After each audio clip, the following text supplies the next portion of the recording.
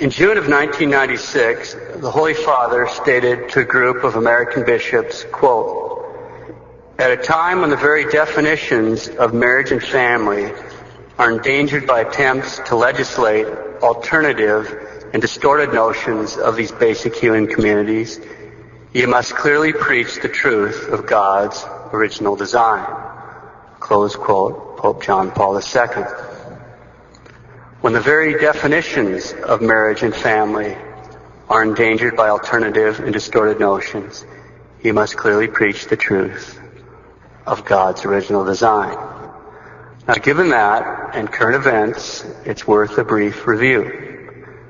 When we looked at marriage, we started by considering that amazing fact that God could have continued making men just like He did the first one, from scratch, just taking some slime and breathing into that slime the breath of life. He could have done that, but He didn't.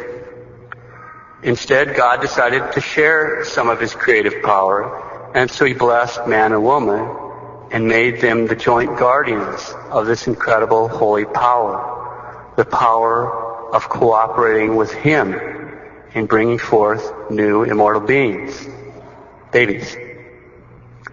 And precisely because this power, the power of bringing forth little babies, immortal beings, precisely because His power is so incredible and so important and so holy, God wrapped up that creative power with purity and modesty.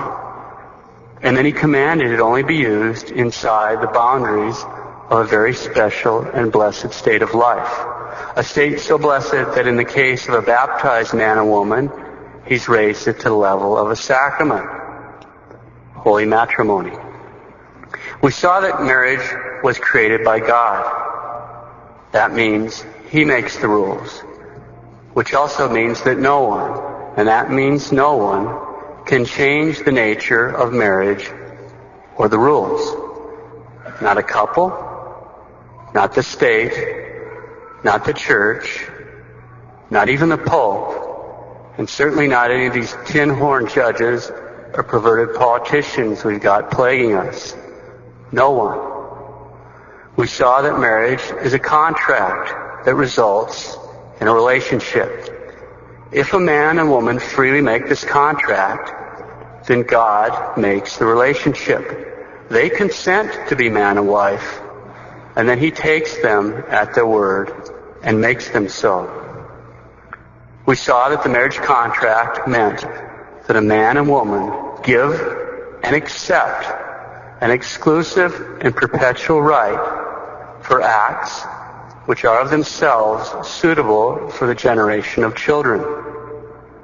We saw that if this contract is properly made, validly made, then a relationship between the man and woman made by God comes into being. That relationship is known as marriage. We saw that God created marriage with two specific purposes. The primary purpose of marriage is the procreation and the education of children. The secondary purpose of marriage is mutual help and comfort of the spouses and the remedy for concupiscence. So primary, procreation, education of children. Secondary, mutual help and comfort of the spouses and remedy for concupiscence. We saw that acts between spouses are good to the degree that they conform to these two purposes of marriage. The general principle is everything in conformity with these two purposes, the primary and the secondary purposes of marriage, is good and permissible. Anything opposed to them is evil and forbidden. We also saw that each spouse has rights, which means that the other spouse has a corresponding duty to accept a reasonable request. We saw that this is a serious duty owed in justice to the other spouse, that it must be paid generously or it's not being paid. We saw that to refuse to pay the debt without serious reasons is a mortal sin against justice, since it's a violation of the rights of the other spouse, and it's a mortal sin against charity, because frustrating one's closest neighbor can place that spouse in a potentially serious danger of falling from concupiscence. We also reviewed the possible reasons to refuse a debt. We saw it must be refused for lack of privacy, and it may be refused for the following serious reasons. When the one requesting has committed adultery, has not already been forgiven by their partner. When the one requesting is not in their right mind, for example, drunk. When there's a real danger of causing a miscarriage. When there's grave danger of injury, for example, with a deadly disease, for a period of time after birth. And other questions we saw should be referred to the confessional. So much for the review. The Pope says that in the face of distorted notions about marriage, we must clearly preach God's truth. So today, we're going to address a distorted notion which is held by some good Catholics. It's associated with a practice popularly called periodic continence, a practice which involves periodically abstaining from the marital rites. This practice, periodic continence, is also known as natural family planning, or NFP. Now, an example of a distorted understanding of NFP can be found in a recent article entitled Small, Medium, Large, Extra Large, What Size is Right for Your Family? The author, a Mr. Gregory Popchak, who certainly seems to be a devout Catholic, starts by asking, quote, "Is God calling you to have another child or not?" The Church in her wisdom does not give a pat answer to this question, but she does give some very simple, practical advice for couples who are sincerely seeking the Lord's will about all this, and some of her tips may surprise you. Close quote. Well, that's fair enough, but now consider the tip he gives us. Quote, "The best way to actively discern this question," now that's the question about whether they should have another child, "the best way to actively discern this question on an ongoing basis is to practice NFP. NFP should not be primarily a method of avoiding pregnancy. It should primarily be a discernment tool that encourages the couple to consider their relationship and God's plan for their future throughout the month, so that they are always placing God at the heart of the decisions that most deeply impact their marriage. The NFP couple is always open to the possibility that God could say, 'This is the month,' and they're constantly seeking to prepare their hearts and homes for that possibility, however remote it may seem to them at this particular moment." Close quote. What's he saying here? That if a couple is wondering whether God wants them to have another child, the best church-approved method to answer this question is to practice periodic continence, or NFP. Well, he did warn us that some of these tips may surprise us, and that tip should surprise us a lot because it's wrong. Let's see why.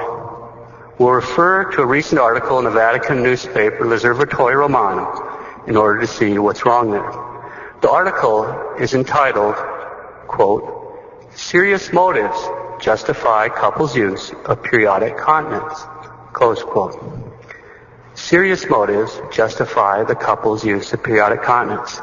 This article cites Popes Pius XII, Paul VI, and John Paul II.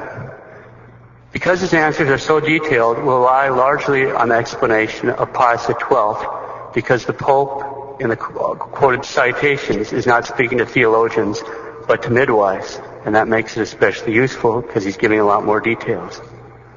Now, before we go through any of this, keep in mind the Pope is not making up any rules. God has not given anyone authority over the nature of marriage or the rules. Not the couple, not judges, not the state, not the church, not even the Holy Father. So what is the Pope doing? The Pope is explaining the rules. He's not legislating. He's explaining. He's explaining how God made things. In fact, everything the Pope says, as we'll see here, can be clearly reasoned out once we know what the marriage contract is and the purpose of marriage. First point, Pope Pius XII, quote, "The moral lawfulness of practicing periodic continence should be determined by whether or not the couple's intention is based on sufficient and worthy moral grounds. The mere fact that husband and wife do not offend the nature of the act and are even ready to accept and bring up the child who is born, in spite of precautions they have taken, would not of itself alone be a sufficient guarantee of a right intention and of the unquestionable morality of the motives themselves. Close quote, the Vicar of Christ. So the first point is there must be sufficient and worthy reasons to practice periodic continence, or NFP. We'll get to those reasons in a moment, but before we do, in the second point, the Pope will explain why this is the case. Second point. Okay, now the Pope explains why there must be sufficient and worthy moral reasons. Notice that the Pope's explanation is based on the marriage contract, which confers rights on a couple, and also on the primary purpose of marriage, which is a corresponding duty of the couple. Pius XII, quote, "The marriage contract, which gives the spouses the right to satisfy the inclinations of nature, established them in the married state. The married couple who use that state, by carrying out its specific act, have the duty imposed by both nature and God of providing for the conservation of the human race. God has so established the order of nature that the existence of the individual and the society, the people and the state, and even the church herself depends upon fruitful marriages. Therefore, to be married and to make frequent use of the right, proper, and lawful only in the state of marriage, and at the same time to avoid its primary duty without a grave reason, would be a sin against the very nature of married life." Close quote, the Vicar of Christ. What did the Pope just say? That the marriage contract gives spouses the right to the marital act, and the use of that right implies a corresponding duty, which is to use that great creative power. Why? In order to conserve the human race, which, as we've seen, is the primary purpose of marriage. Furthermore, the Pope notes that without serious reasons, it is a sin to frequently exercise this right while deliberately trying to avoid the duty. Okay? We're all familiar with the concept already. It's our duty to go to Mass on Sundays and holy days, obligation. Without serious reasons, if we miss Mass on those same days, it's a sin. If we have serious reasons, there's no sin at all. It's the same concept. The Pope makes this clear. Quote, Pius XII, "If there are serious reasons, limiting the act to the inferior periods can be lawful. If, however, in the light of a reasonable and fair judgment, there are no such serious reasons, then the habitual intention to avoid pregnancy, while at the same time, as far as is possible, continuing to fully satisfy sensual desires, can only arise from a false appreciation of life and from reasons that have nothing to do with true standards of moral conduct." Close quote, the Vicar of Christ. When serious reasons are present, periodic continence, or NFP, is lawful. But if there are no serious reasons, then habitual intention to avoid pregnancy while at the same time, as far as possible, continuing to fully satisfy sensual desires, arises from a false appreciation of life and from false standards of moral conduct. Now we can clearly see the basic problem with Mr. Popczak's reasoning. By promoting the idea that the couple should continually practice periodic continence, NFP, as a means of discerning whether or not to have another child, he's basically completely flipped over the primary and secondary purposes of marriage.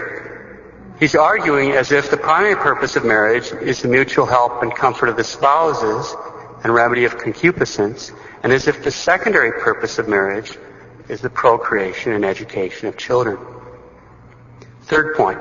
Now that the Pope has explained why a couple has to have sufficient worthy reasons to practice NFP, or periodic continence, he's now going to explain what those motives are, or reasons. Pius XII, quote, "Serious motives, often put forth on medical, eugenic, economic, and social grounds, can exempt husband and wife from the obligatory positive debt of the procreation of children for a long period, or even for the entire duration of the marriage." Close quote, the Vicar of Christ.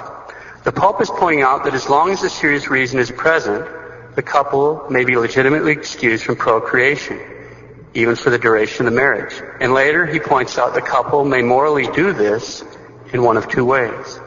periodic continence, or total abstinence. Now, it's important to realize that the word serious does not mean life-threatening. We need a serious reason, but not a life-threatening reason to miss Mass on Sundays, and that's the same idea in this case. So what are serious reasons? Let's give some typical examples from the moral theologians. Medical. Serious, real, and objective dangers to physical or even psychological health of one or both partners. Usually it's the woman. Eugenic. A real possibility of serious and incurable hereditary defects in the child. This may last for the duration of the marriage, or it may be for a period of time. For example, when a woman must undergo a medical treatment with certain types of drugs that will certainly cause birth defects. Economic. This refers to true financial hardship. In such a profoundly materialistic society like ours, this may require brutal honesty before God. 50 years ago, Frank Sheed had some thoughtful remarks in this regard. Quote, "The reason must be serious. Trifles are not enough. That the birth of other children might mean buying a less expensive car or sending the children to a less fashionable school would not justify the decision to have no more, for that would be making the ornaments of life more valuable than life itself. And not only could no Christian see things so, but only the devitalized could. Indeed, for one who has grasped what a human being is, made in God's image, immortal, redeemed by Christ, only the most serious reason will be strong enough to support such a decision. But where such serious reason exists, the husband and wife may agree to abstain from the marital act for a time or permanently, or they may agree to have it only at times when conception is most unlikely." Close quote. Social grounds. This would include problems in the social order. For example, like the tyrannical Chinese one-child policy, or natural disasters like fire, flood, famine, wars, and so forth. So there may be serious medical, eugenic, economic, or social reasons to practice periodic continence. Now, besides a serious reason, there are two other conditions necessary for the lawful practice of periodic continence, or NFP. These are really easy to understand since they flow from the nature of marriage. First, the agreement to practice periodic continence must be truly mutual. It's not unilateral. It must be truly mutual and freely agreed to by both spouses, and all the agreement must be made by both spouses together. It can be terminated by either spouse alone. Although it must be made by both spouses together, it can be terminated by either spouse alone. As the Pope says, quote, "This is because the right deriving from marriage, the marriage contract, is a constant right, uninterrupted and not intermittent, of each of the partners in respect of the other." Close quote. We already saw that when we talked about the marriage debt. Second, there must be reasonable assurance that this practice will not lead either of the spouses to sin. The more probable the danger of serious sin, the more serious the reason must be for practicing periodic continence. Why? Because we're trying to get to heaven. So, in order for periodic continence, or an FP to be legitimate, it must be mutually and freely agreed upon by both spouses with the provision that either one can cancel it by making a reasonable request to honor the debt. There must be a reasonable assurance that this practice will not result in serious sin for either party. Let's review. We've seen that if there are serious reasons, a couple may legitimately practice periodic continence. We've seen these serious reasons include serious and objective medical problems of the parent, the real likelihood of serious birth defects in a child, true conditions of financial burden, and disturbances in the social order like war or famine. We've seen that this practice must be mutually and freely agreed to by both spouses with the provision that either spouse can cancel it. We've seen there must be reasonable assurance that this practice will not result in serious sin for either of the spouses. Now that we've taken a quick look at periodic continence, we can clearly see the same theme. It's been running through the whole time. Everything we've said in this matter. The theme is God expects that incredible, marvelous, creative power that He's blessed man and women with to be used according to the rubrics, not to be played with, misused, or abused. We can see the idea that NFP should be constantly used as a means of discerning whether or not you're going to have a child, without serious reasons is an abuse. Are we saying that this problem is comparable with the evils of contraception? No, we're not. Direct contraception and direct sterilization are intrinsically evil. Period. Close the book. This isn't. Right. If it isn't intrinsically evil, then are we saying that the Popczak error is trivial? No, we're not. Let's be clear. It's like anything. If we use something against the way God set it up, we're going to have problems. If we use NFP without following God's rules, it can very well lead to the loss of souls. They're not just in hell. What do you mean the loss of souls not just in hell? That's easy to see if we imagine a situation where we have someone, say, whose father would be the son of a 10th child. His mother could be the daughter of a 10th child, and he could be the son of a 10th child. Dad would be the son of a 10th child, mom the daughter of a 10th child, he's the son of a 10th child. If any of his immediate ancestors subscribe to Mr. Popczak's theories, this modern reversal of the primary and secondary purposes of marriage, it's safe to say, in conditions like that, he wouldn't even exist.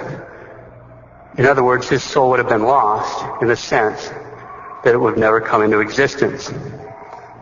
But don't you think that if we asked him, he'd be the first one to tell you how thankful he was to exist? How thankful he was that his ancestors were generous in doing their duty before God. And he's thankful to have a shot at heaven.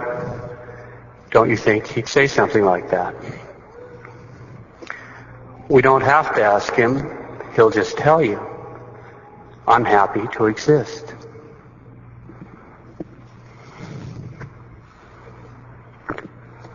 Let's close with some reflection from Pope Pius XII. Quote, "It is urgent to maintain, reawake, and stimulate the sense and the love of the function of motherhood. One of the fundamental demands of the true moral order is that to the use of the marriage rites there corresponds the sincere internal acceptance of the functions and the duties of motherhood. With the acceptance of the functions and the duties of motherhood, the woman walks in the path traced out by the Creator towards the goal which He has assigned to her, His creature. He makes her, by the exercise of this function, partaker of His goodness, wisdom, and omnipotence. According to the message of the angel, thou shalt conceive in thy womb and shall bring forth a son. Close quote, the Vicar of Christ. God makes a mother partaker of His goodness, wisdom, and omnipotence. One of the fundamental demands of the true moral order is that to the use of the marriage rites there corresponds the sincere internal acceptance of the functions and the duties of motherhood. The duties of motherhood. That's what matrimony means. Matrimony comes from the Latin phrase matris munus, which means the duty of motherhood. It is urgent to maintain, reawake, and stimulate this sense and love of the function of motherhood. Have you ever noticed that during Holy Mass there's 2 times that we all genuflect together? During the Creed and during the last Gospel. And why are we genuflecting? Because a woman, the perfect woman, said yes to her duties of motherhood. Pius XII, quote, "At the moment she understood the angel's message, the Virgin Mary replied, 'Be it done unto me according to thy word,' a burning yes to the call to motherhood." Close quote. The Blessed Virgin Mary gave a burning yes to the call to motherhood, a burning yes.